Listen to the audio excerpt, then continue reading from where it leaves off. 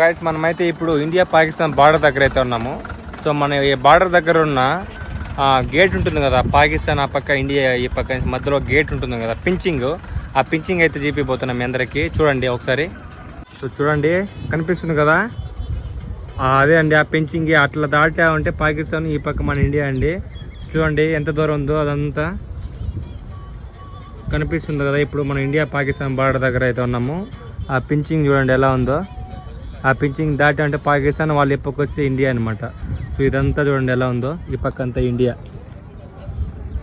So అలాగే ఆ పక్క అంతా పాకిస్తాన్ అనమాట ఆ పించింగ్ దాటితే. సో అదండి ఈ వ్యూ చూడాలంటే ఎలా అంటే, ఇక్కడ ఉంది కదా మనం లోపలికి ఎంట్రీ అయ్యేటప్పుడు ఈ పక్కన ఒక బిల్డింగ్, పార్కింగ్ బిల్డింగ్ పైకి వచ్చామంటే, ఈ బిల్డింగ్ పై నుంచి చూసామంటే బాగా క్లారిటీగా కనిపిస్తుందండి మొత్తం మనకు ఇండియా పాకిస్తాన్ బార్డర్లో మధ్య ఏమంటారు పించింగ్. ఆ పించింగ్ అయితే బాగా కనిపిస్తుంది మనకు క్లారిటీగా ఈ బిల్డింగ్ పై నుంచి చూస్తే.